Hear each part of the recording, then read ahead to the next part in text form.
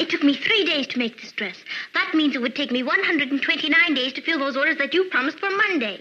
No wonder you're nervous. A sensitive artist like you on the brink of greatness. Stick to me, and you'll become a dynasty. Stick to you, and I'll become a one-woman sweatshop. I just wanted to let you know about my study group. Oh, don't be a fuddy-duddy. I'll be your study buddy. I'm about to embark on one of the great challenges of my scientific career. This work right here is going to change history. I think this is going to be our greatest mission. I don't have time to study. I'll never get into Stanford. I got big plans for you tonight. I got maps, I got charts. I got to see you through this because my credibility is on the line. It's at this point that you'll want to start taking notes. Welcome to the Sitcom Study, the podcast where we contemplate the TV shows we grew up with and search for the truth and wisdom within the tropes and cliches. Amy, what is our topic today? Today, we are talking about starting a business. Yes, this was one I recognized early when watching maybe one of the shows that we're going to talk about today. That's about a bunch of high school students, and I started noticing at a young age, there always seems to be these TV episodes where somebody has to make something on an assembly line and they get overwhelmed and they have too many orders to fill and everything goes crazy. Well, and that happens whether or not they start a business. Like that's the gag in Lucy, and there's a gag in Laverne and Shirley that's like that as well. But assembly line based humor has been a linchpin of the American sitcom. But our trope today is not assembly line based humor. It is starting a business. And there's lots of shows out there where people get their first job, you know. But this one is particular in that it's not their first job. It's that they're trying to or are successful at starting a business. And we should say we're talking specifically about kids starting businesses. Right. These are the episodes where you've got, you know, your 12-year-old, 14-year-old kids get it in their head that they're going to make a lot of money and they bite off more than they can chew. So let me ask you, did you have a job or a business at a unusually early age? Would you count selling Girl Scout cookies? Sure, I guess. Well, then that, yes. But I grew up in Florida, and I lived in a neighborhood, as many neighborhoods in Florida do, that had a lot of fruit trees. And those fruit trees, you can't possibly, if you have one in your yard, eat all that comes off of it. So there were tons of grapefruit, oranges, and tangerines that would just kind of collect in people's yards. And so we would go around, my friends and I would go around with our wagons and pick up grapefruits and things from people's yards before they rotted, and then try to give them or sell them to the other neighbors that didn't, which was just hilarious because they could just as easily go pick them up. Sounds a little bit like a racketeering scam. Nobody ever bought them, but it was fun, and we rolled around the neighborhood with our wagon. Yeah, you're reminding me of businesses I had forgotten about. I used to take the little comic books that would come with the He-Man toys. They each came with a little like 3-inch by 3-inch comic book. And I remember one time I tried to set up a little flea market in front of my house selling those. The one I was going to mention was that I went around the neighborhood, not unlike Beaver Cleaver, with my friend Ellis and solicited people to rake their yard, to do yard work. And however many days or weeks later, when this old lady called me to rake her yard, I decided I was going to make it a solo job. And I didn't include my friend Ellis. And I went over there and completely failed because I was like an 11-year-old kid and I could not handle the labor of raking this lady's yard. I was definitely not experienced with yard work at the time because my parents didn't really make us do it. The whole thing was a disaster, and I basically had to give up and say, like, sorry, I can't do this. So lesson learned. Lesson learned. No yard work for you. So overall, I would say when a person under the age of 15, 16 tries to join the workforce, a lot of times the results are questionable. What are the shows we're talking about? So on today's episode, we are talking about Leave It to Beaver. This is season 4, episode 36, back when they had 40 episodes in a season. My goodness. That episode is called Beaver Goes Into Business. And then we have The Patty Duke Show, season 1, episode 18, The Tycoons. But if you're looking for it on streaming services, it is season 1, episode 34. And then we have Saved by the Bell, season 4, episode 3, Screech's Spaghetti Sauce. Again, if you're looking for it on streaming services, oftentimes that's season 5, just because they're including Miss Bliss in there. And then the last one is iCarly, which is season 4, episode 4, iSell Penny Teas. Right. So we're switching gears back to the more kids-oriented shows. Last time we were talking about the will they, won't they romances. Leave It to Beaver obviously has a huge footprint, or I don't even know if that's true anymore. When we were growing up, it had a huge footprint. So what's your experience with Leave It to Beaver? Leave It to Beaver was one of those ones that I heard my parents talk about. You know, it was on this. We're going to be watching, I think, season 4. Yeah, we're looking into season 4 of Leave It to Beaver. And this was on in 1961. So this was one my mom's family didn't have a television for most of her childhood. My dad's family did. This was definitely one that my dad would talk about watching when he was a kid. But I think maybe in passing for me in terms of reruns on Nickelodeon or Nick at Night or something like that was not one that I was super familiar with. No, once you're into the 80s and 90s, there's not a lot of appeal to a young person, I think, for these shows. I think if anything, Leave It to Beaver, Donna Reed, Andy Griffith, they symbolized this idealized 50s and 60s naive worldview where the way that we knew about them was lines in movies would say, hey, go back to Mayberry, or hey, go tell it to Aunt B, or she's just like June Cleaver. She's always cleaning, such a housemaker, right. Homemaker. Was your wife Donna Reed? There's that kind of reference. And we see that. We'll talk about how these shows, even though there are, of course, conflicts within them, are very much meant to soothe and pacify and give a very pleasant, peaceful, sort of prosperous vision, I think, of, family life. Yeah, absolutely. I remarked on it when we were watching it that the Patty Duke Show, she, in the theme song, they sing about your favorite trope of identical cousins, but also that Patty's character is from Brooklyn Heights, yet they're living in this like palatial brownstone. Well, that's something, if we can count on sitcoms for anything, it is blithely underestimating the cost of living of New York City. But before we get to that, Leave It to Beaver, it begins just like Andy Griffith with credits that are narrated to us in addition to being printed on the screen. That I always get a kick out of that. Anyway, so let's get into this story. So what's Beaver's catalyst for wanting to start his lawn mowing business? There wasn't one. It was just an idea he had. We start with Ward Cleaver coming home and June Cleaver having this sixth sense of when he's going to walk in the door. So she comes down the stairs exactly at the moment he walks in the door. The way he enters is so strange. I couldn't put my finger on it, but it in no way resembles a human being walking through a door as though they had come from some other place. It was just so obvious that this guy had been standing on the other side of this door on this set. Yeah, it's weird. Well, so, I mean, she does this throughout the episode and to my understanding throughout the series, she knows exactly when everyone's about to walk in the door and she's right there, even if she's been upstairs or in another room or is elbow deep in kitchen grime. But so she walks over as he's coming in the door. Hello, honey, kiss.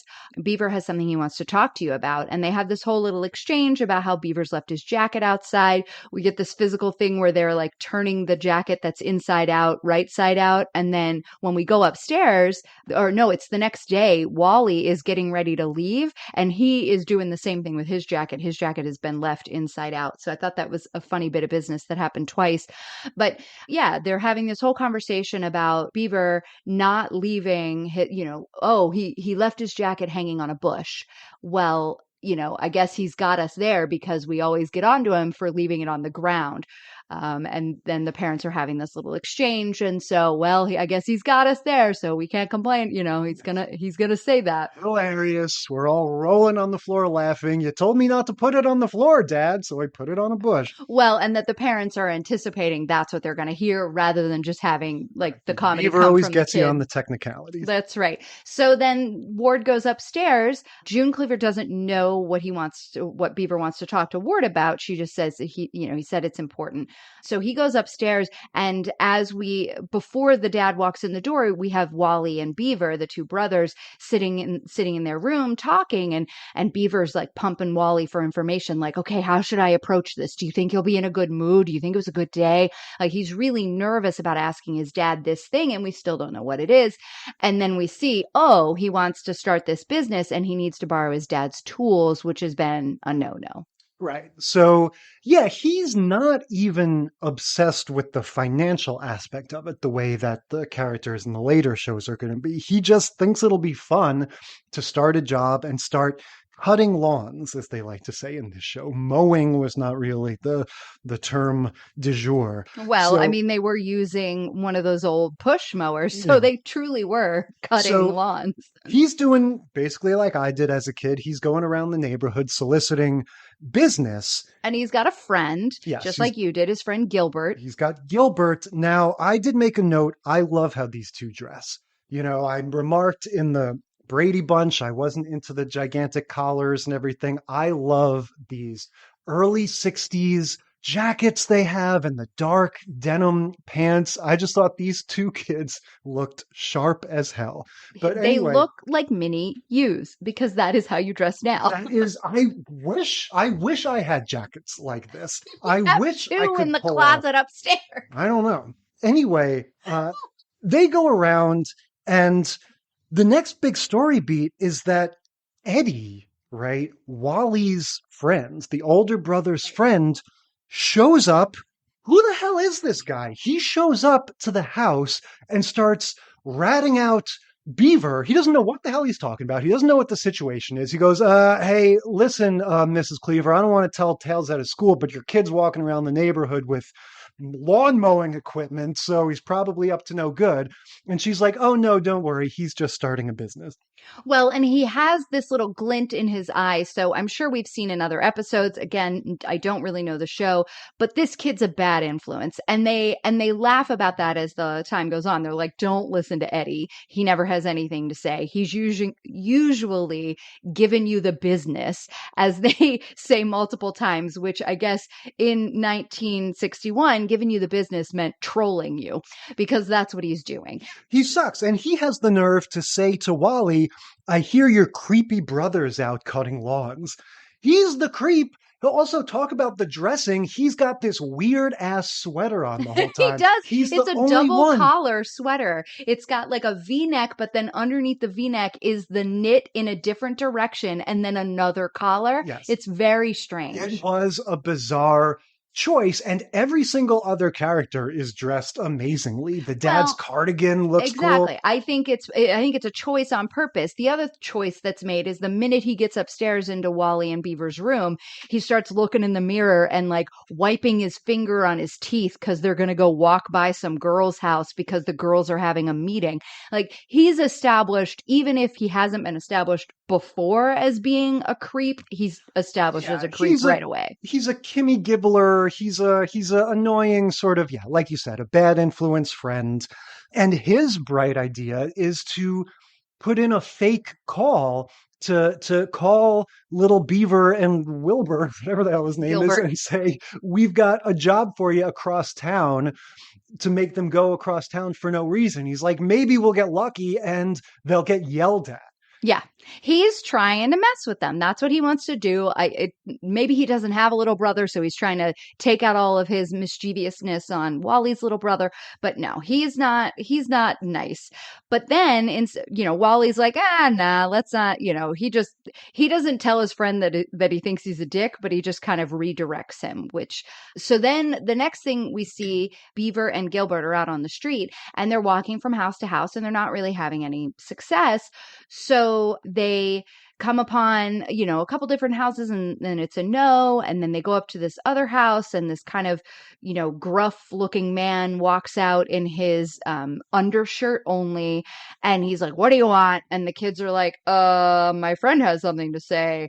And then Gilbert's like, yeah, my friend said your lawn looked pretty, what did he say? Crap? He didn't say crummy. Crummy. He's like, yeah, my friend said your lawn looked pretty crummy. And the guy's like, get out of here. I'll take care of my own crummy lawn. Yeah. And they don't really want to do that guy's lawn because he was a little scary. So then they leave and Gilbert's like, I don't want to do this anymore.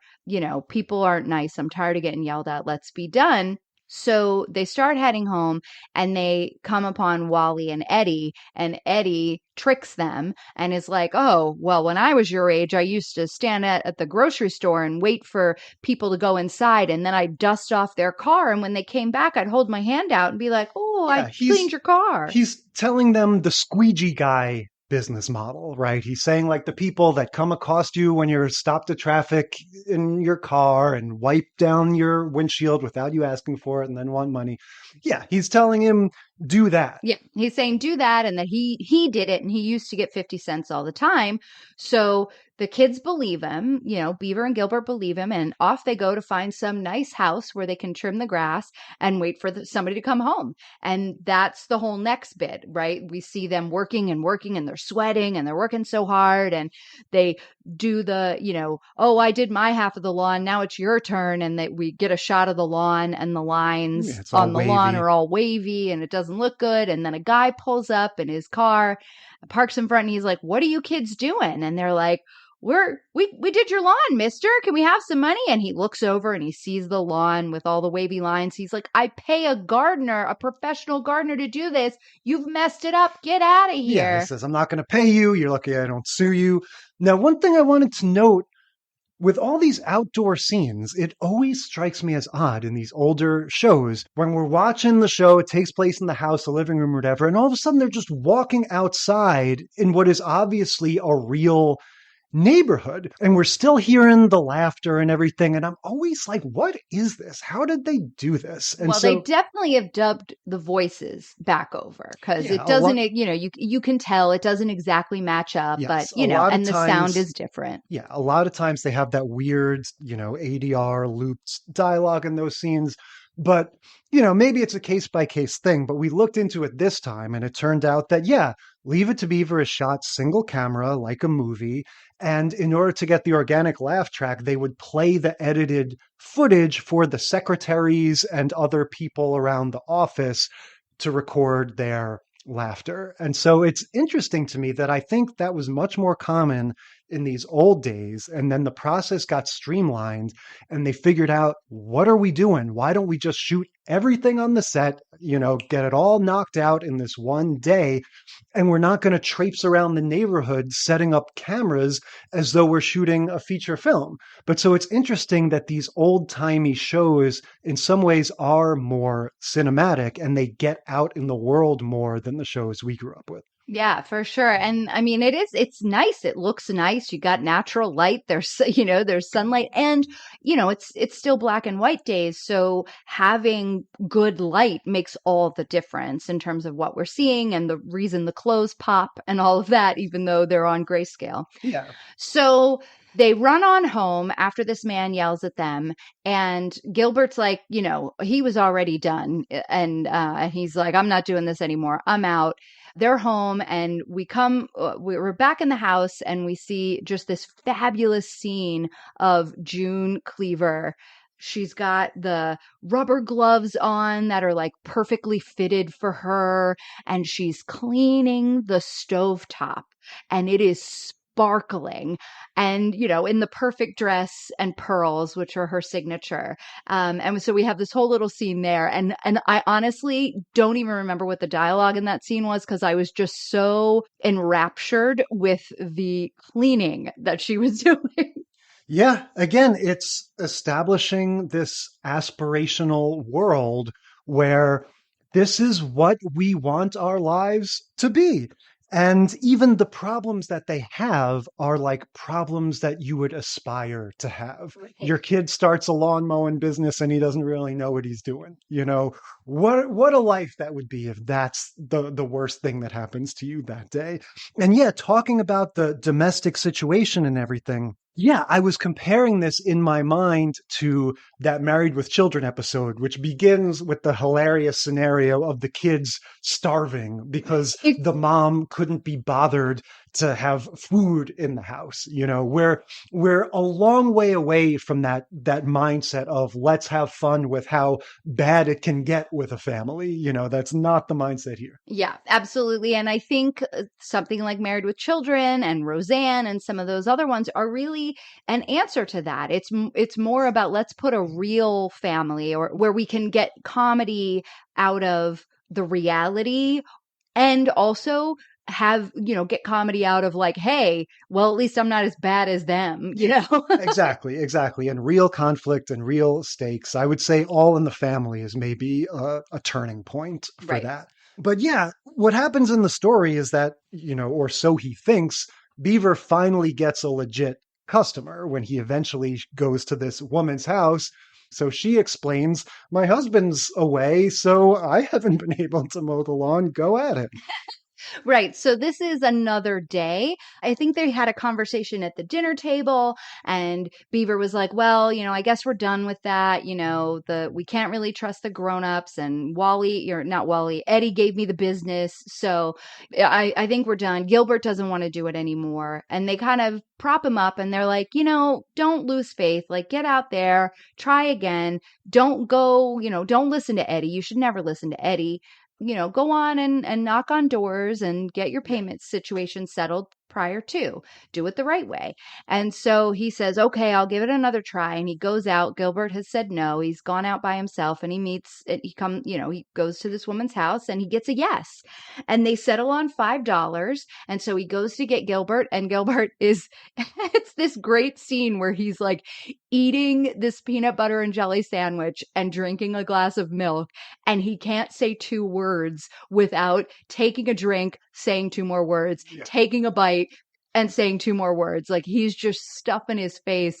And the reason he says, you know what, I'm out. I'm not going to come back into it. I think, if I do want to get some money for this summer, I'll just get a paper route because if you whine enough, your dad will deliver them for you. And then he goes back in the house to finish his sandwich. Yeah. So he mows this lady's lawn. Everything's fine. Trims the bushes, does the edger. Did you see that old-fashioned edger? It was so cute. It's like a quarter of the width of one of those old-fashioned push mowers, and it was the same kind of thing, and it just went right along the side of her driveway. I thought that was neat. So he gets paid by check, takes it home, and I noticed, despite the fact that they have the ability to film wherever they want and they don't limit themselves to the set, a lot happens off camera in this show. There's a lot of like, oh, honey, you're home. Let me explain to you something that happened instead of actually show it in a scene. So in this case, the mom explains to the dad, we went to the bank. Turns out that lady was some kind of low down. She just said she didn't even have enough money in her account to cover a $5 check. Yes. She says, if it hadn't been such a big bank, Beaver would have cried. I don't know why the size of the bank mattered. But yeah. There were a lot of people around. I guess. The lady's check bounced. Right. And this is the next day because, he was so happy when he got home. He said, my faith in grownups is restored. I trust them again.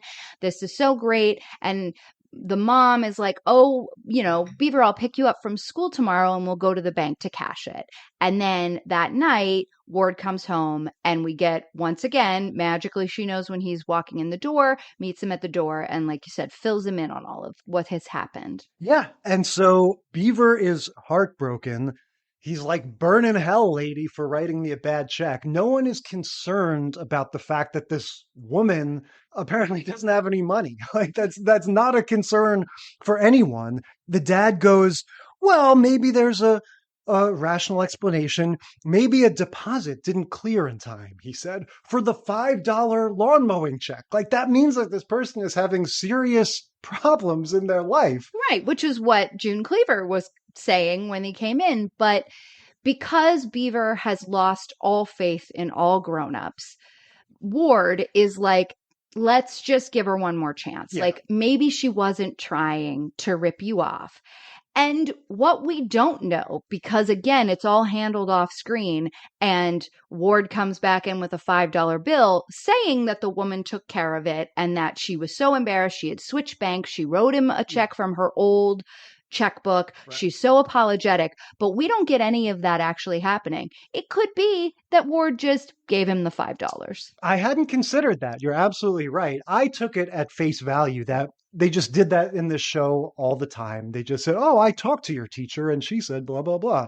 So yeah, I had believed him that he called the lady. She said, sorry, that was the wrong checkbook.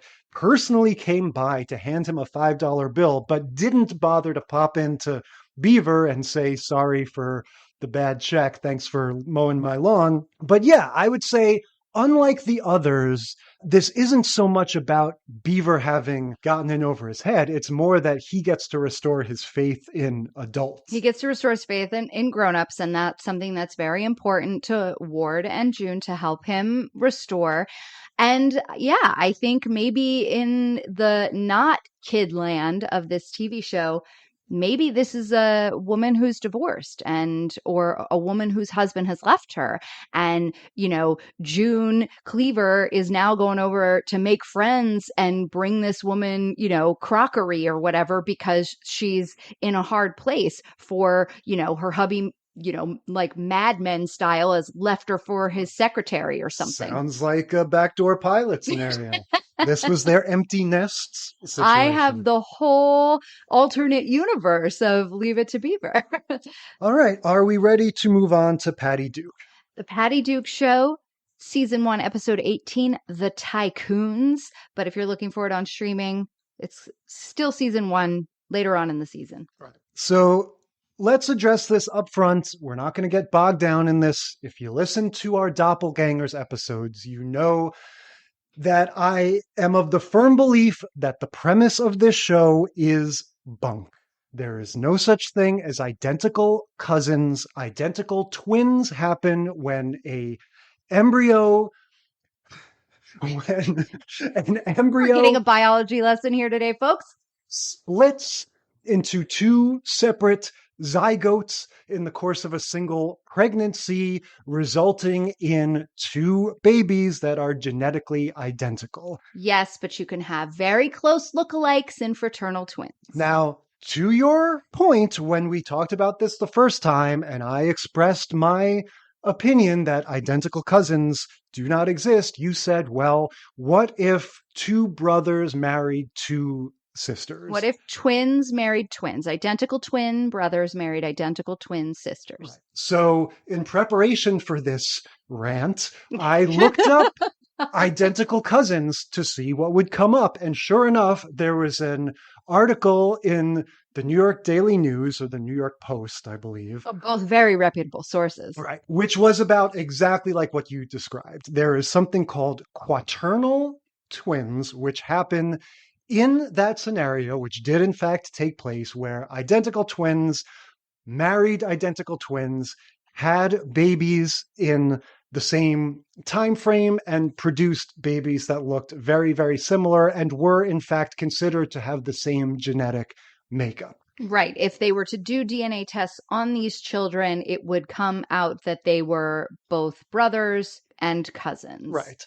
But that is not what happened here. The premise of the Patty Duke Show is not that two twins married two other twins and had babies. Yes, but the fathers Yeah.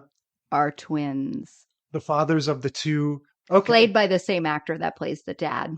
Okay, so it's half that. Yep. I'd like to propose a different theory, which is in the year 1961, the movie The Parent Trap came out, starring Haley Mills as identical twin girls. That was hugely successful. They decided to bite off that idea into a TV show and said, well, we can't make it twins. That's too similar. Let's have them be identical cousins. Nobody's smart enough to know that that's impossible. And there was their show. So the showrunner for this show, Sidney Sheldon, says that he got the idea after seeing Patty Duke on Broadway. She was on Broadway. Miracle Worker. Yep. She played Helen Keller in The Miracle Worker on Broadway, and then had been doing, she was a child actress. So she'd been doing lots of different things. She then did the movie and received an Academy Award at 15 for that.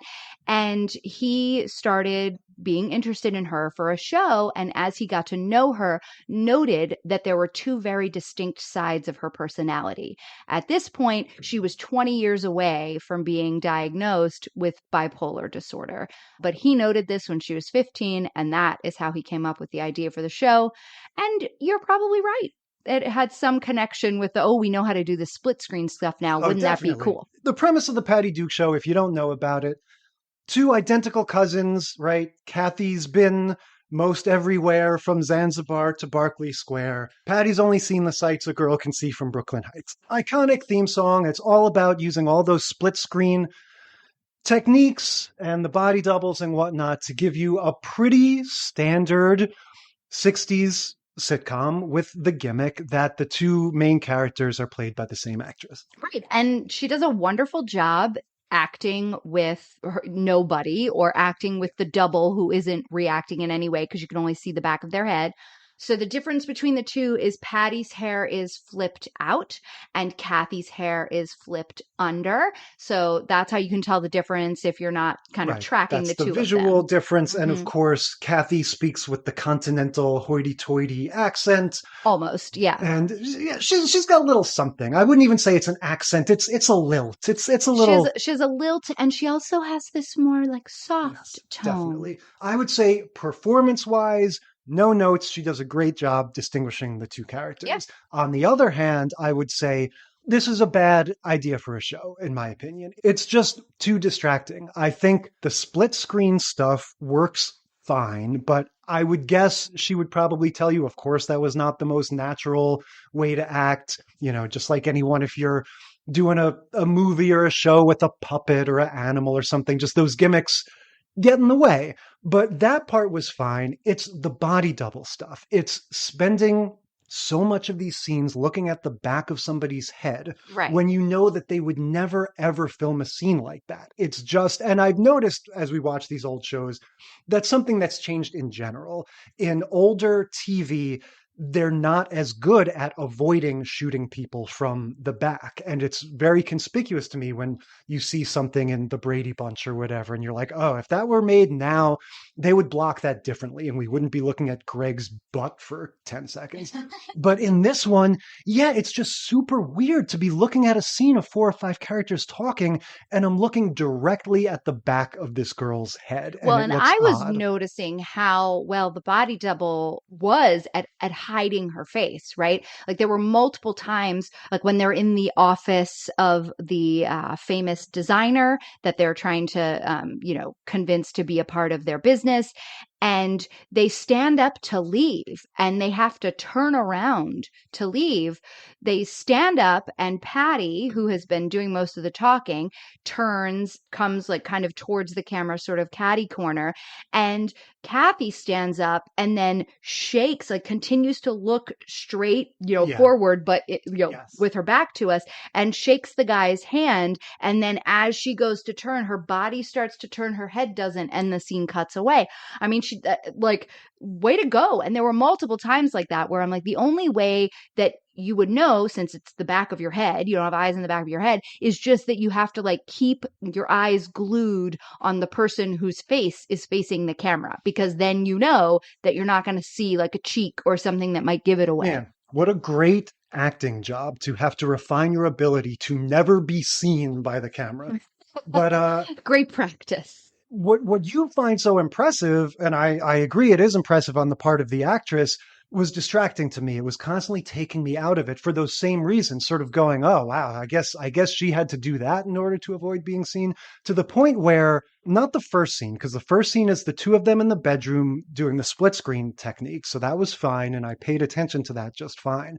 But the next scene where they get to the high school and they really established the premise of the episode, I was so distracted. I don't even remember, I remember thinking, I'm going to have to ask Amy, what the hell happened here, because all I've been thinking about is that I've been watching the back of this girl's head for 2 minutes. That is so interesting because I think I'm more distracted by the split screen because I keep trying to look to see where they've matched the two pieces of film together. And I thought they did a good job with that in production as well, because I was having a hard time seeing where they were matching these two together. And then the other thing they kind of do is they make one part of the room purposefully look different and have it end sort of in the middle. So if it doesn't line up, it's fine. I was like, oh, that's really smart. So premise of the episode, Kathy has made a dress and Patty walks in on her while she's finishing it up and is making fun of her because it's got this big cat on it. It's like this big applique cat on this A-line dress that you would wear. It's like a jumper. You'd wear a shirt under it and it had a little collar. So she's made this dress and Patty's like, wow, I wish I could sew like that. I failed sewing class or home ec or whatever. I was never able to thread the needle. Why do they make the hole so small? But that's a really, like, what are you going to call that dress? Catnip? Ha, ha, ha. And they make this joke because she thinks it's kind of a silly looking dress. Well, then the next day they're at school, and this is the scene you're talking about. And as they're standing there, every girl in school starts coming up and complimenting the dress. And Patty, and this is who her character is. Like, if you go back and watch other episodes of the show or read the synopsis like I did, Patty always has a scheme. That's what she does. She's the Zach Morris of 1960s Brooklyn. Yeah. She's like, oh, we can make money on that. Oh, let's sell this. Oh, let's make this into a thing. Let's do this. And she's always she's always trying to take it worldwide. She's always going to go global. She's going to publish a book. She's going to do this thing. Whatever it is, she's going to make it a big deal. So she sees all these girls saying, oh, I really like that dress. Where did you get it? And Kathy's like, oh, I made it. And she's like, oh, wow. Could you make me one? And Patty's like $9.95. And so within a few minutes, they get 43 orders for dresses in different colors, but all with that same idea.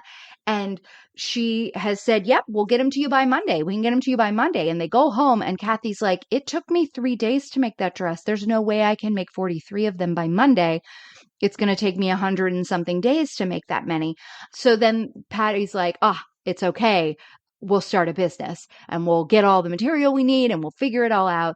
And Kathy's like, you don't know what you're doing. Like, yes. What, you don't even know how can we start a business? This isn't going to work. And she name drops like Henry Madison as the most important designer in the world.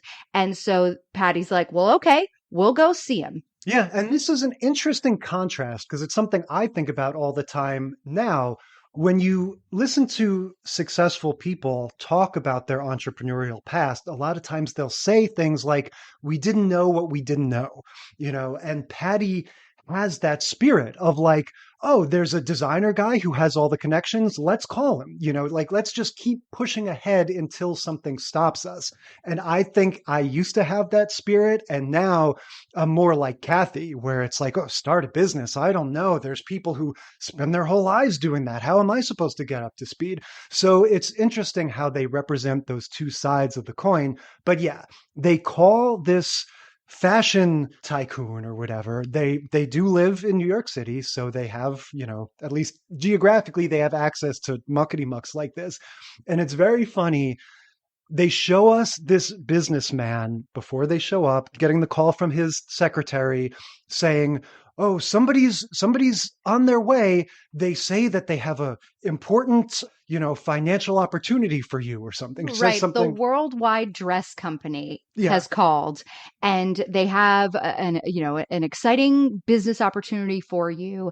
And he's like, oh, you better get those fanciest cigars and put out the whiskey. Yes. It's two things that made me laugh about this. First, that what the secretary tells him is so vague and insubstantial. And what he says is, sounds impressive. Right. Like, it's as though she said something like, the business person called about the business and they want to talk to you about the business. Like, I think it is just the name of the company. It was when she said Worldwide Dress Company, his eyes got big and he was like, well, that sounds important. So yeah, he says, sounds impressive. And then he says, make sure the bar is stocked and get some great cigars. So I didn't get it at first, but then of course we understand, oh, what this guy assumes is that this is obviously going to be a man coming to him to talk business. So we need to get the manliest man stuff that's ever manned in the man. Because she says that his secretary tells him that the president and vice president would like to meet with you. Right. So when Patty and So they Kathy, must be men. Yeah. When Patty and Kathy show up to this guy's office, he talks to them as though a triceratops just walked into his office and tried to pitch him business. He's so discombobulated and nervous. Triceratops. He's so, and granted, it's surprising that they're teenage girls, but they play that so hard. Like he's completely flummoxed by the fact that these two girls are here pitching him a business idea. Until he sees the dress. Oh, yeah. And then he's like, this is great. And Patty, she's like, well, we've already applied for a patent. So, we're fine showing it to you. I mean, like, she is just on it. She's not giving away any trade secrets at all. She's right there. So they show him the dress and he's like, it just needs one thing. Do you mind? And out of his desk drawer, he pulls a little tiny dust broom, a little whisk, and some huge scissors, clips off some of the little, what are those called? Spires of a dust broom, and the little, things, and puts them on and gets some tape and is like, now, what do you think? And gives the cat on the dress whiskers. And they're like, oh, that's exactly what it needed. We were thinking the same thing, Patty. I'm pretty sure Versace did that same thing, right? Yeah, totally. Yeah, it's very silly, but in the world of the show, this cat shirt is just, completely blows away anybody who sees it. So he hooks them up. He says, you want, what do you want from me? And they're like, well, we want to get you in on the ground floor. And he's like, you know what? I don't need to, I believe in you so much. I'm just going to give you to my distributors. Right. Because they don't even want his business per se. What they want is his connections to vendors and resources and stuff like that. Where they can get the little, there's like sparkle bauble things on it, little crystals, the rhinestoney things. So they want a vendor for those. They want a vendor for the fabric and a vendor for the little like applique pieces that make up the cat. And so what he said was, he looks at the dress and he's like, would you use this fabric again? Because I'd recommend denim. And Kathy was like, oh, what a great idea. So he's like, great, here's my denim supplier. Here's my rhinestone supplier. Here's my little applique supplier, for the notions and whatnot. And off you go. And because he recommended them, they can use his line of credit. So they're able to buy all of this stuff on his credit. Right. Because he said, hey, I'm sending over these, the Worldwide Dress Company, and they're going to be placing an order. And then they do end up negotiating with a woman at a different company who is an actual buyer. Right. So that's a department store. So the way that's established is we have a outside, like an exterior shot of three different, like a little downtowny area or Fifth Avenue back in the 60s or something. And it's like three little department stores right there next to each other.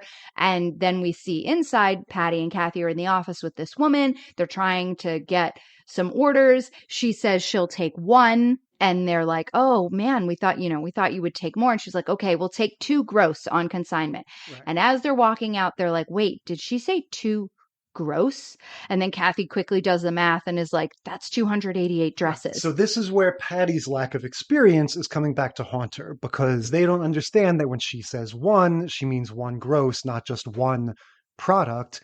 And when she says on consignment, they don't know what the hell that means. Right. So they're getting in over their head. Exactly. Which they don't find out until later that night when their dad comes home. He is the editor of some newspaper, the Something Chronicle, like a local newspaper. And so he starts looking over the contract that they have with this woman, and he sees all of because the trucks that are delivering all of these supplies are backing up the street, so he can barely get home. Yeah, they've basically set up a makeshift factory in their palatial Brooklyn home. Right. And In of his course, study. yeah. And of course, Patty's got Kathy doing all the hard labor and she's just kind of popping in to check on her. We get a sort of montage of her just working.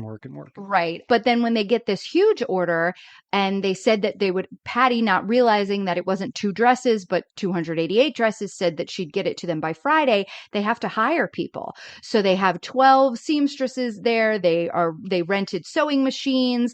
They have all they've got all these boxes for shipping and they've got all the things and they've got their 2 guy friends working with them and they're making calls. And so the dad reads over the contract and is like, on consignment. And they're like, yeah, we didn't know what that meant. And he's like, that means they give them back to you if they don't sell them. So you're only going to get paid for what they sell. And they're like, oh no, well, they'll sell like hotcakes. It's no big deal. Everybody wants them. We got 43 orders in 5 minutes at school, so it'll be fine. And they press on. Yeah. And then the next day, the dad comes home and the scene is continuing with craziness. And we see the tax guy, like the local city municipal guy, walks in and is like, so there's a business operating in this residential space. I think we're going to need to get some zoning permits and here's some W-4s for your employees and all this stuff. And the girls' faces are just like, So much of this I can relate to, starting with their meeting with the department store lady, hearing phrases like guaranteed delivery thrown around. I absolutely related to that as a freelancer when you want a lot of business. And so you're going, great, absolutely. But then there's the other side of it. Oh, gee, what am I going to do if I can't pull this off? And then the tax guy showing up was just like, geez, this is like my life. But yeah, everything's getting more and more complicated. Right. But they still sort of have everything riding on this gamble of it'll all be fine as long as we sell the dresses. And then they ultimately fall victim to the fickle tastes of the American teenager. Right. Because, and this is the first episode where we meet this Sue Ellen character who we don't get her name, but she does appear in the episode and she becomes the bad guy throughout the series. But she's the one that shows up at school with a dress that looks exactly the same, except instead of a cat, it has a heart with your boyfriend's picture in it or your crush's picture in it. And so all the girls are now gathered around her and they're like, will you make me one with Charlie and one with Paul? Can I get one? And so can I get one in green and yellow? And so they're all swamping her with the orders and she's just, oh yeah, taking them. And the girls are like, wait, don't you want this? And the other girls are like, no, we've moved on. Shirt is yesterday's news, just like when we moved on from snap bracelets to pogo ball. Slap bracelets to Tamagotchi. Sure. Yeah. Trends change fast. And this was one where I think, unlike Leave It to Beaver, we can say the moral or the message is pretty clearly, don't get ahead of yourself. Don't exploit your identical cousin for money and just, look before you leap, right? Well, yeah. I mean, the dad early on says, how are you possibly going to start this huge company with zero business experience and financial background? Like, you don't know what you're doing. And so then the next time when he comes home and they're all moping and sad, but he sees all these boxes and thinks it's all still going on and that shipments are going out. What's really happening is they're returning stuff.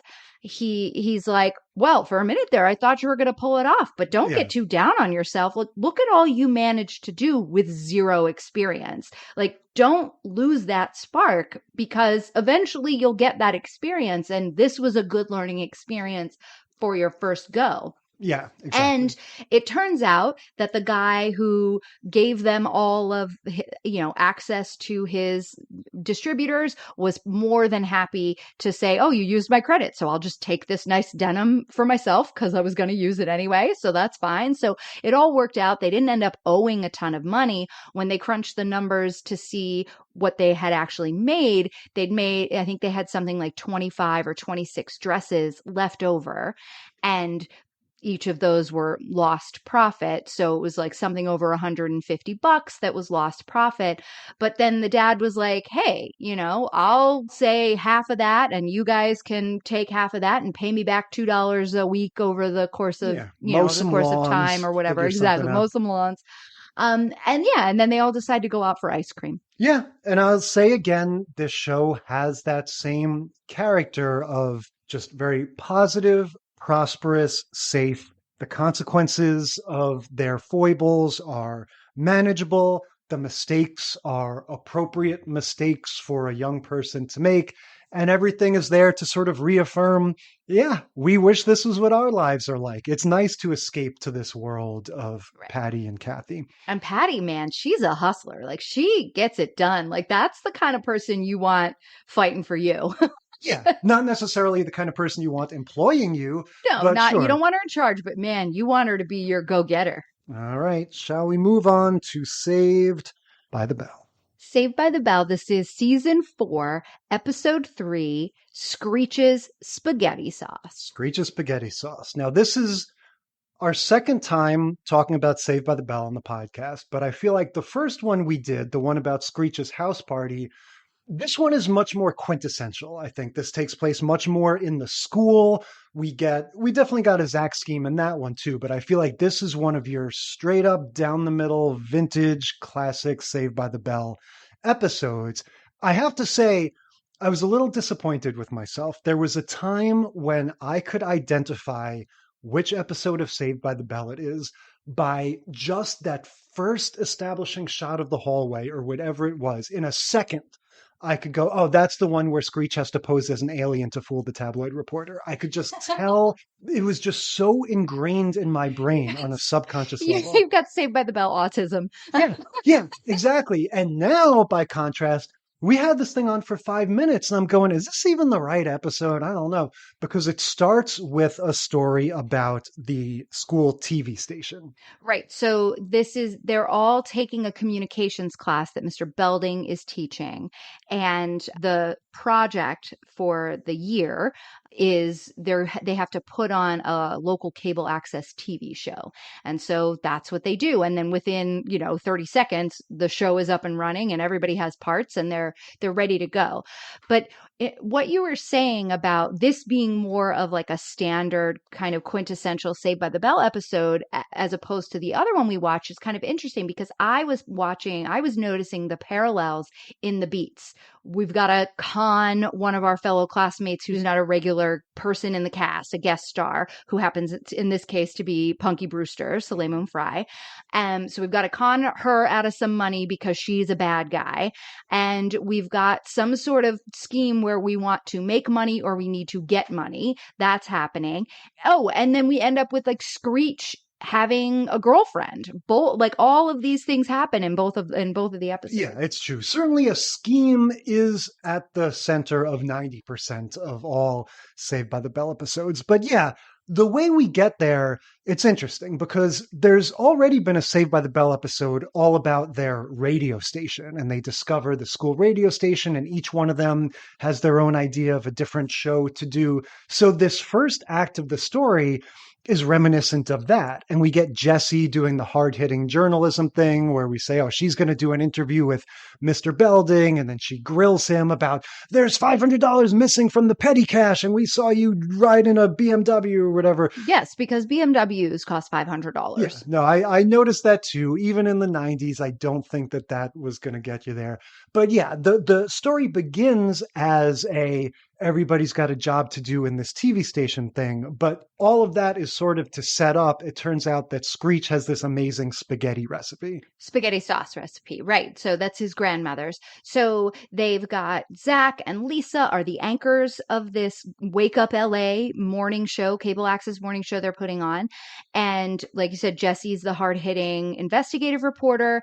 Kelly is the weather girl. And what was Slater's role? He counted them in like the stage manager, but then he went and was interviewing Screech, because Screech was like the celebrity chef that was guesting. That's right. So Slater was interviewing him about his spaghetti sauce and helping him put things into the sauce, and then was the first one to taste it and was like, whoa, this is actually good. And then everybody grabs a spoon and comes over and tastes the spaghetti sauce, and it's great.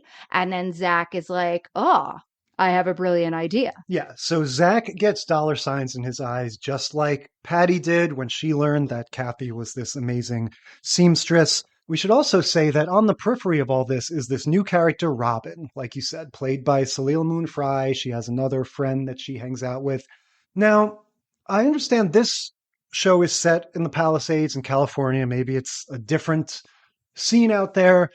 We did not have gold diggers in my high school. That was not a thing. The idea that there would be these, and in the other episode we covered, we had the Tycoon character who would like walk around and snap his fingers at his girlfriend. Now we get these stereotypical gold digger girls that are like, oh, I need to find a guy that I'm gonna live off of. It just struck me as very grown-up problems, as though some TV writer walked into the writer's room and was like, don't you hate it how all these rich guys get all the girls? Let's write an episode about that.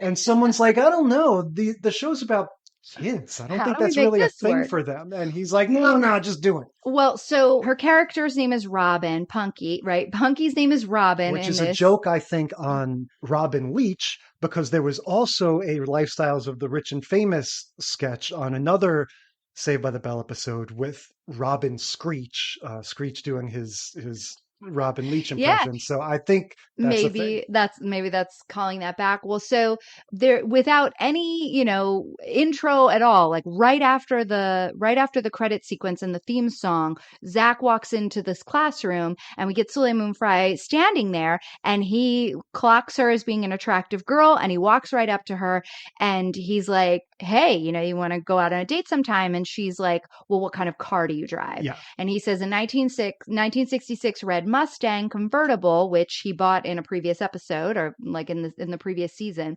And she was like, oh, call me when you're, when you get a car that was, made in the 90s or whatever. And is like, I don't like old cars. Peace out, because you're cheap. Yeah. And then a few scenes later, Slater also tries to ask her out.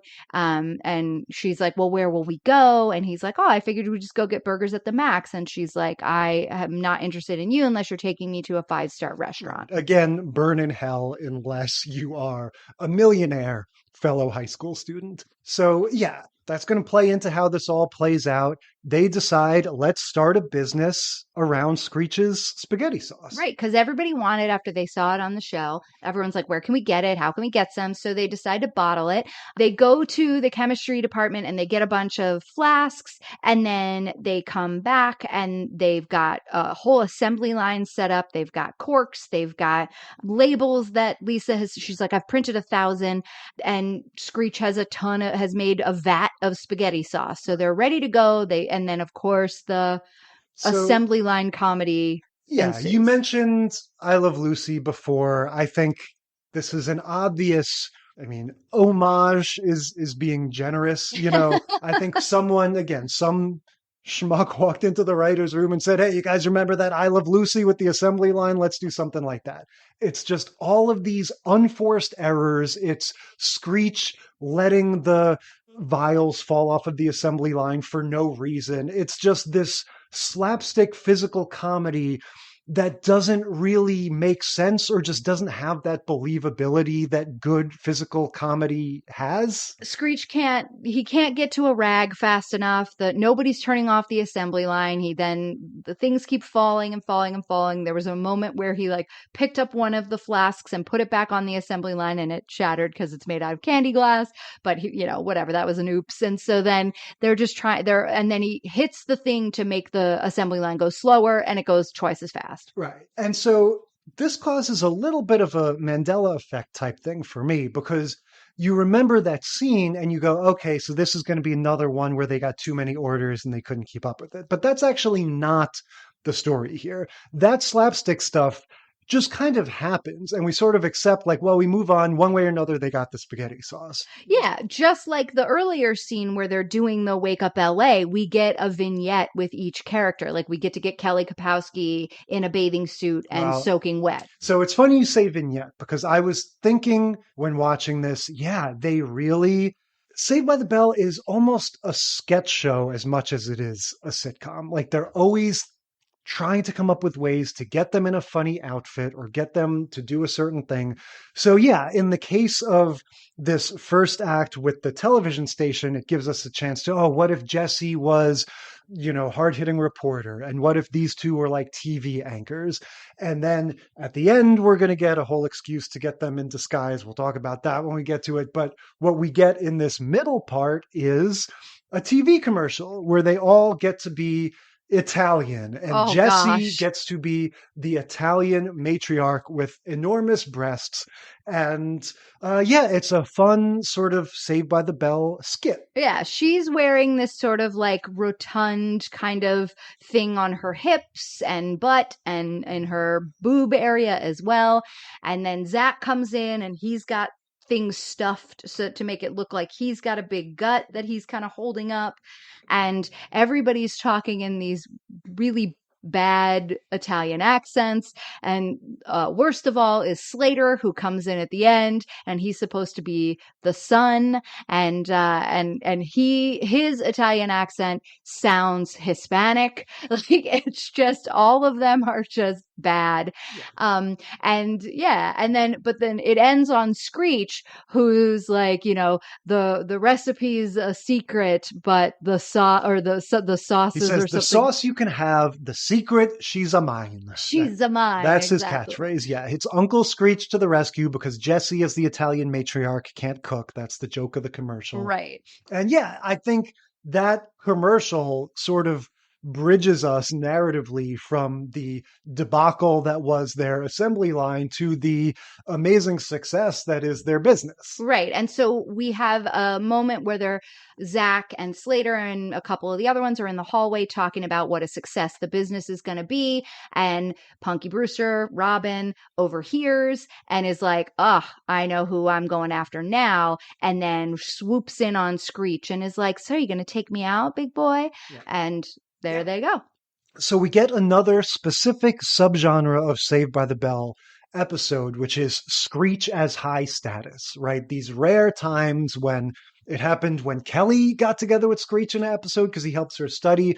These rare times when the cool guys, Zach and Slater, are left looking dumb and going, how can we be more like Screech, right? Because Kelly and Jesse and Lisa are making fun of them that the girl that turned them all down is now Screech's girlfriend. And she's giving him the business. She's saying, you got to get me this necklace and you got to take me here and there. Give it in the business, as we say, and leave it to Beaver. Yeah. And interestingly, it's Saved by the Bell. So there's no discussion of like, is there anything going on, between these two that makes it worth Screech's while to be doing all this stuff? We never get that. No, of course not. But we see them at the Max, which...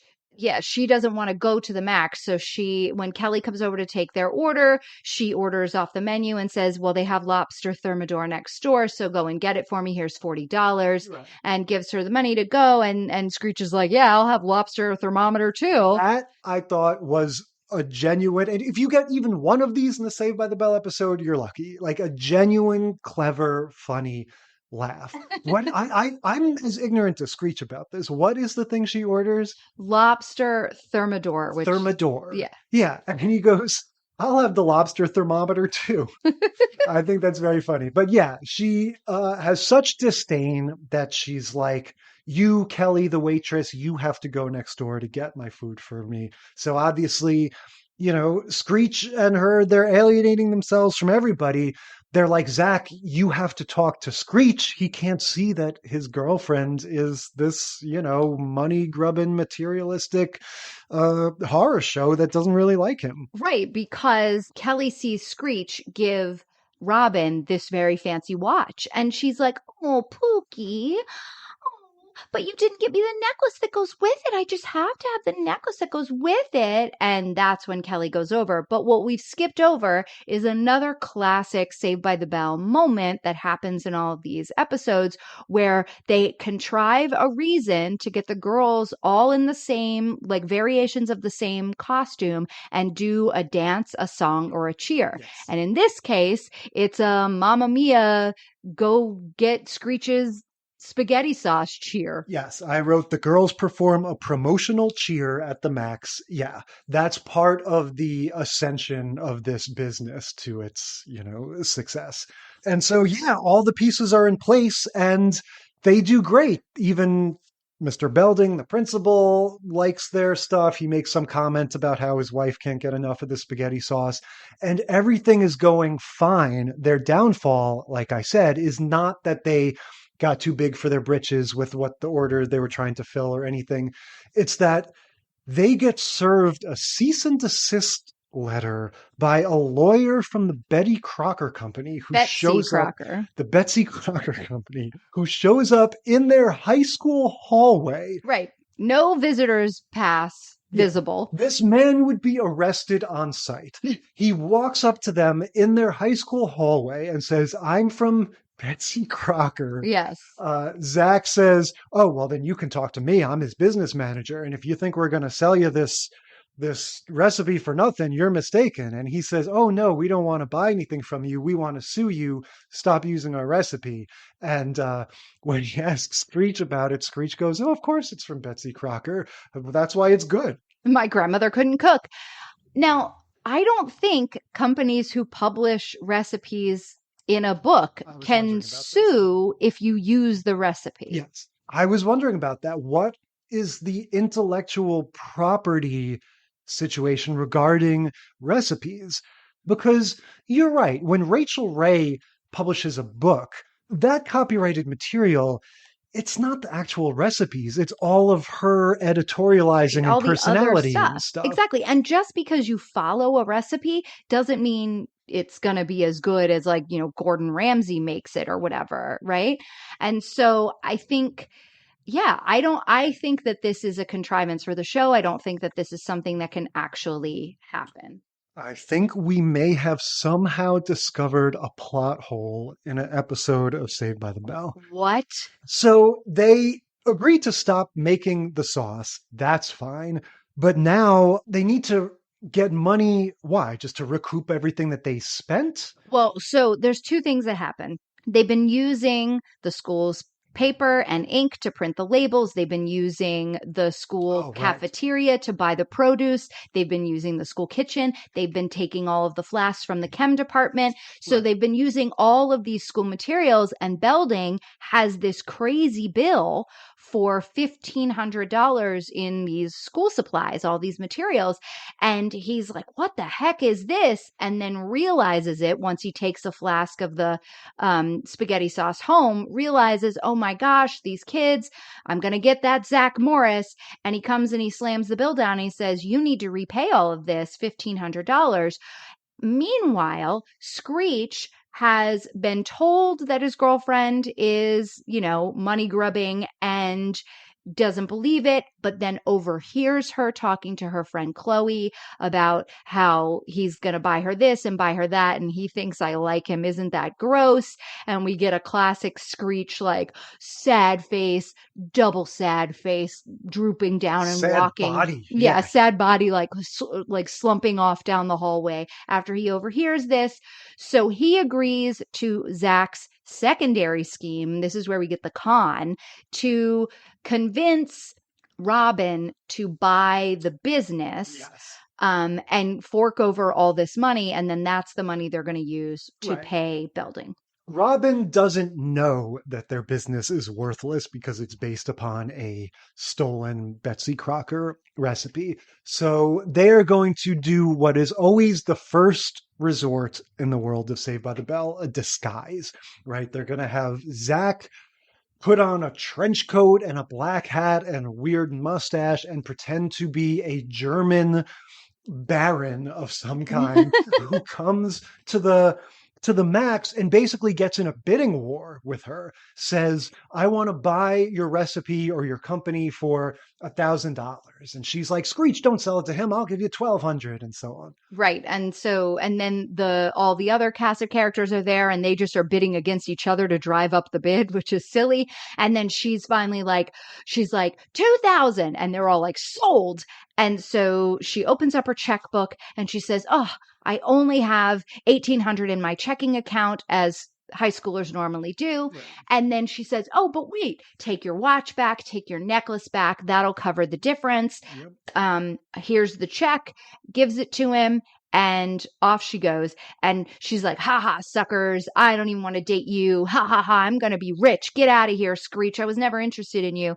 And they were like, oh, Screech, are you okay? And he's like, yeah, it's all right. I have a date with her friend Chloe. And they're like, yeah, so he's getting right back on that merry-go-round. He hasn't learned anything. I wrote, nothing takes me back to the 90s like writing a personal check in a diner. Just that whole sight of her getting out the checkbook and writing it was just very old-timey. But yeah, in this one it's not specifically the thing of we have to make too many, but it is the thing of Zach's entrepreneurial sort of his greed, his getting ahead of himself, his trying to monetize his friend's skills, just like in Patty Duke, it leads to a bad path. Right. And this is a really fun premise. What we don't get in this episode really is a life lesson like we got in the other two. Well, that's Saved by the Bell for you. The life lesson is always, if you are not fooling your parents or teachers or enemies, try harder. It's always about you need a better scheme, that you need a better disguise. They never get the comeuppance that they should. But we also get another parallel in this episode with the last episode, in addition to the con and the scheme, which happens in all of them, and Screech having a girlfriend. That girlfriend is a special guest star that has gone on to do many other things, right? We got Punky Brewster and we had Tori Spelling in the last one. Yeah. Strangely, Screech's love life actually produces a lot of heavy hitters. All right, we ready to move on to iCarly? Yes. So we have spanned the ages in this episode. We've gone from 1964 to 1992, and now we're in 2010. And what do we notice about these? Is that no matter when you start a business as a kid, it sucks. Yeah, in this economy, it's rough. In all of these economies. Yeah. iCarly, I have to say, this may be surprising to hear from a almost 44-year-old man, but I loved this show. I do too. My brother and I were in on the ground floor. This was on when we were living together. We were adults at this time, but we always just had a thing where we liked stuff that was meant for other demographics. And it wasn't like we were watching it ironically to make fun of it. We were just like, some of those rom-coms are pretty good. And some of these kids shows are actually pretty funny. And yeah, iCarly, there are certain aspects of it that we'll get into that are obviously, you have to just sort of forgive them because it is a kids show. But there is an energy to it. There's a sense of humor to it that is really great. It was we're same age. So I was nannying for a friend of mine that summer, and the younger daughter loved watching these Nickelodeon shows that were on in the afternoon. There was the one about the made up band. Big Time Rush. Big Time Rush. Yeah, it was she liked that one, and she liked iCarly. And so I just kind of started, she would have them on and, in her TV time in the afternoon, and I would watch them. I was like, this iCarly is great. I would watch this all the time. I thought Spencer, the older brother, was hilarious. So same. I as an adult fell in love with iCarly, and it was that sense of humor. They have like you were saying, the energy and the quickness of silly wit, right? That just comes popping out of their mouths at the people of all ages in the show is delightful. It really is a charming show. If you haven't watched it, go back and watch it. So the premise, what is iCarly? We've got Carly, who's the titular character. She is like a young middle schooler when the show starts and then kind of moves on into high school.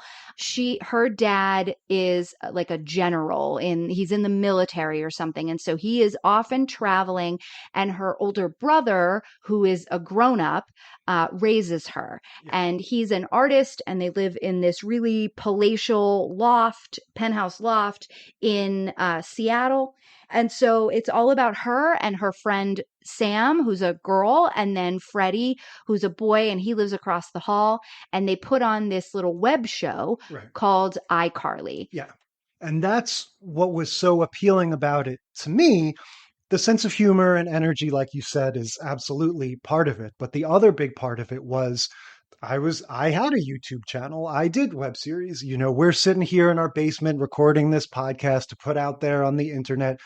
If you're the kind of person that has that impulse that you just want to do things and make stuff, and even if you've got a day job and it's not something that's going to make you a lot of money or anything, you still just want to do that. To see a show that was all about these kids using the internet and all this new technology to do that was really charming. And it's interesting watching it now. It reminded me how their actual web show is kind of annoying. Like, that's one of the aspects of it. It's for kids, yeah. I need to kind of just sort of step back from, because this episode, as many or even all of them do, begin with them taping their show, and they have this very distinct style that is very much like the YouTube videos of the time, where it's Freddie's handheld camera. He's always sort of like moving forward and backwards and sort of like swaying around them. So there's always this constant motion, and Sam and Carly are talking to the camera really fast and interrupting each other. And there's always the absurdism that you mentioned about the show in general is like on steroids whenever it's their web series. It's always like, we're going to have this guy eat spaghetti while he's on a skateboard, and then we're going to throw meatballs at him. And, it's just like very weird and silly and kind of loud. And again, if that was what the actual show was, it wouldn't be for me. But I also really appreciate it as like, yeah, that probably is what these kids' web show would be like, and other kids would like it. And so we get some more spaghetti-based humor, as we did in Saved by the Bell. Now we get apparently a viewer of the iCarly web series has written in to say that, to ask, can you use a handful of spaghetti as a Kleenex? So we get Sam blowing her nose in a handful of spaghetti and saying, yeah, I guess you can. And then she plops it down on a plate, and then there's a little kid that's going to eat it. And then later on we get the sight gag of their other friend Gibby, who has like, his whole thing is that he comes on and he will do anything. He's the one that like, oh, we need somebody to throw meatballs at, Gibby will do it. Oh, we need somebody to take their shirt off and run around like a crazy person, Gibby will do it. And so he says his name, Gibby. Yeah. He's like the weirdo within the cast of weirdos. Right. He's the most sort of uninhibited. But the premise for this episode is they've had the idea to sell some of the stuff that they've used on their web series because everyone loves it. And so, they're starting to take orders and mail out various, props or items or whatever. Right. That things they've used. Yeah. Things they've used that have little silly gags to, the silly bits that they do.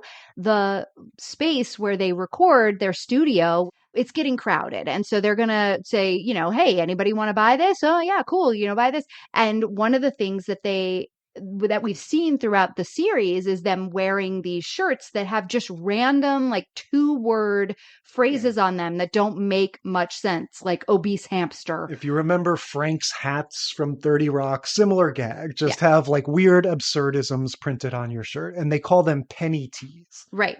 And so they're going to sell these penny teas, or they have one of them that's up for sale because they'd worn it in the show, or a few of them that they'd worn in the show up for sale. They sold for the most money. Somebody said they'd pay $300 for this one that was on the show. So they're like, we can make a ton of those. We're funny.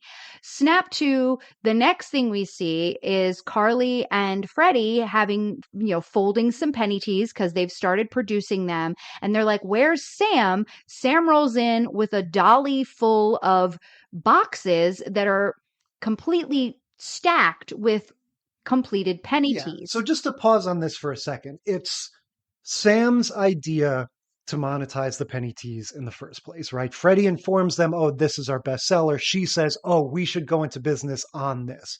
So she is very much slotting herself into the role of Patty Duke and Zach Morris, and she's saying, this is a way that we can get rich. And then, like you said, we have the cut to Freddie and Carly trying to do it honestly, saying, hey, we're proud of ourselves. We made a dozen or whatever. Yeah, we got like 20 teas or whatever. Yeah. She rolls in with 90. They're like, how the heck did you produce that many? She goes, follow me. Right. So again, in a very creepy way. And they're like, what is going on? Now we see how over the years, we've shaken off a little bit of that idyllic utopian attitude from Leave It to Beaver. Now we get sweatshop humor. Right. So they go down into the basement of this building, and Sam has recruited an entire class full of fourth graders from the school down the street to work for $5 a day in the basement and sweatshop conditions, yelling at them, throwing things at them, feeding them horse meat or horse food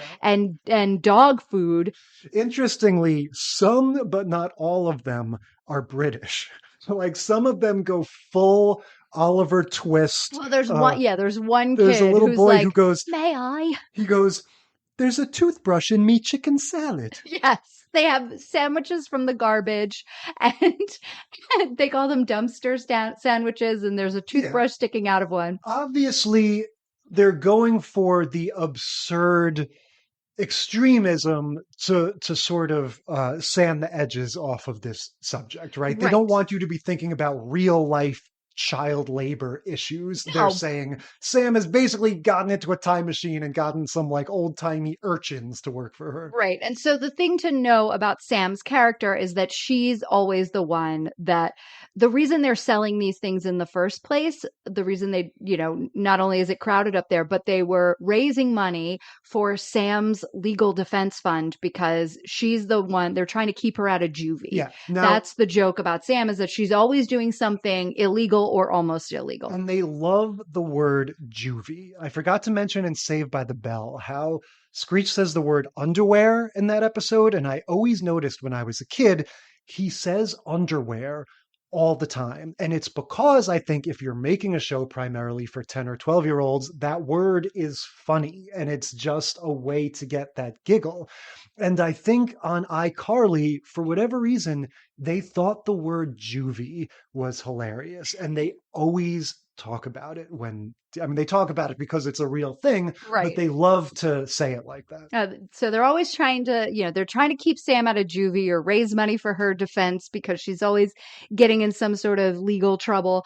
At one point in the episode, Carly, Spencer, her older brother, has a date. That's like one of the side plots in this episode is that Spencer is dating this woman who doesn't speak English.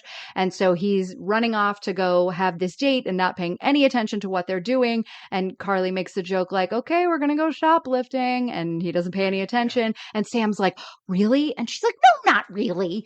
Yeah, Sam's a ne'er-do-well. That's her whole thing. Now, we didn't really mention they got a ton of orders for these things, right? And that's why they found themselves in the same situation. Yes, the same as the Patty Duke show. They got more orders than they could handle in the time that they feel like they need to get them out. So they're like, oh man, we got to do something about this. So, and this is where you're saying how they, we're getting sweatshop humor. We're not trying to have a real take on child labor. Oh no, because when Carly and Freddie come down and see the sweatshop, they're aghast. And then they say, not shut it down, but, oh, you think your way of getting productivity up is better than our way? Give us half these kids and we'll go do a good job at managing. The other half get to stay in the sweatshop. Now, granted, they are children themselves. So maybe it's not as horrifying to think Sure. When the pit boss is 11, it's okay if the kid in the sweatshop is 9. Yeah. But anyway, yeah, exactly. Carly and Freddie are like, what you're doing is terrible, not because you're employing dozens of children to do the work for you, but you're being too mean about it. So let us take over. So Sam splits. No, let us get half, Right. and So we'll Sam show you says- that they'll do better with our way of management. Yeah, so Sam splits them alphabetically. She says, if your last name starts with A through M, go with Freddie and Carly. All those kids jump for joy. She goes, oh, you think they're better? Well, screw you. You guys stay. N through Z kids, you go with Freddie and Carly. So they each have half the kids. Now, this was another thing I really related to. Freddie and Carly have the same problem that I did when I was a boss. They're people pleasers, right? They don't want to get on the kids for taking breaks or whatever. They want to be cool bosses and laid back leaders. So they say, we're going to get you snacks. We're not going to demand that you work till a certain time. We're going to give you the respect you deserve so that you in turn will do a good job. And what happens? And they play all day. Yeah. So they start out upstairs working hard and making teas, and then they come up, they say it's time for a break. Here's, lunch or whatever. Now, you're scheduled to work until 5:30. Make sure that you're doing that unless you want to take a break at 5, a little before 5:30, we'll come up and we'll all have some blue tea together, and won't it be nice and whatever. And then they come back up at the time they say they're going to come up with the blue tea, and the kids are all playing around, not doing anything. And they say, yeah, we're leaving. We're not, we've made 6 teas. You can't make us do anything. And they peace out. Yeah. So basically, and I don't know if this is necessarily the point you want to be making, but Freddie and Carly's nice guy angle was just as disastrous as Sam's slave driver attitude. And so their kids all leave. The British kid asks Sam, when might we lunch? I wrote that down because I thought that was funny. But yeah, basically everything sort of blows up in their faces, right? On both sides. As it should, because child labor is not okay. So then they go and they're going to have this meeting at the smoothie place where they always get smoothies. So, and the Sam's kids also walk out on her because she's about to give them this food that's from these dented cans that says will strengthen hooves. Right. So it's meant for horses. And the kids are like, we're not eating this. This is horrible conditions. We're out of here. So then you get the girl that led the revolt from the basement kids and the guy that led the revolt from the upstairs kids. The 2 union reps. Right. The 2 union reps, they're going to meet with the 3 main characters at the smoothie place and talk about, how we can go forward because they have all these orders. And the kids are like, yeah, we're not coming back. We're not working for either of you. Like, there is no solution or compromise to come to here. We're making our own penny teas. Thanks. Yeah. And they're like, you can't do that. They're only funny because we wrote them and we're on the web show and we're hilarious. And the kids are like, no, we hired writers. And then these 2 other kids turn around with their legal pads and start spitballing all the phrases they have. And then they look around the Planet Smoothie and everybody in there is wearing a penny tee that they've bought from these kids. Yeah. So again, similar to the Patty Duke show of like, well, if you're going to base everything on the whims of the irrational teenagers, then you're in for a bumpy ride. Well, and not just the whims, but like whatever you're making is very easily replicable. Right. If it's that easy to succeed, it's that easy to be got by someone else. Exactly. So now you have competition and you're not going to be able to produce what you want to produce. Yeah. So I would say in the case of all of these, this is a refreshingly simple, sort of straightforward theme or message that we're dealing with, right? They're all a little different, but it sort of comes down to, even in the slightly more subversive ones like Saved by the Bell or iCarly, and they're only slightly more subversive, it still is about kids sort of biting off more that they can chew, or getting those dollar signs in the eyes, or just sort of in some way extending themselves a little bit beyond what they're ready for, and getting put in their place basically by the realities of the real world in this sort of teachable way. Yeah, and in the case of iCarly, it isn't grown-ups, Yeah. right, that are doing this. It isn't, Patty Duke, it was the government and all the, other permits and everything you had to get to do that. And also kids changed their mind. The market changed, right? In the case of iCarly, they get their comeuppance from other children. Other children have figured out how to do their business better. Yeah. But yeah, I feel like in all cases, if you're a kid, just be happy with your allowance and don't try to get rich quick, I think is sort of what we're learning from this. Yeah. And also, I mean, all of these kids are living pretty privileged lives in general, because that's how it goes with television oftentimes. I mean, Carly and Sam and Freddie have a web show.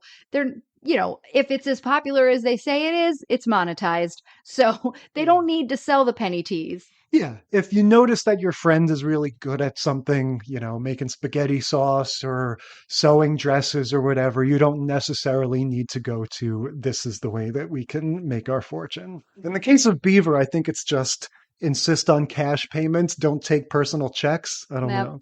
All right. Well, so much for the starting a business when you are a child. What are we talking about next week? Next week, look out, because this is a stick-up. We have a hostage situation in a bank. All of our shows kind of tiptoe around or directly parody Dog Day Afternoon, the movie. And we are going to watch Different Strokes, Season 3, Episodes 1 and 2, The Bank Job. Family Matters, Season 2, Episode 7, Dog Day Halloween. The Nanny, Season 4, Episode 16, The Bank Robbery. And we'll finish off with Bob's Burgers, Season 2, Episode 2, Bob Day Afternoon. That's right. Next week, we will put up our dukes for the sitcom Bank Robberies. And until then, we will declare this segment of the sitcom study concluded.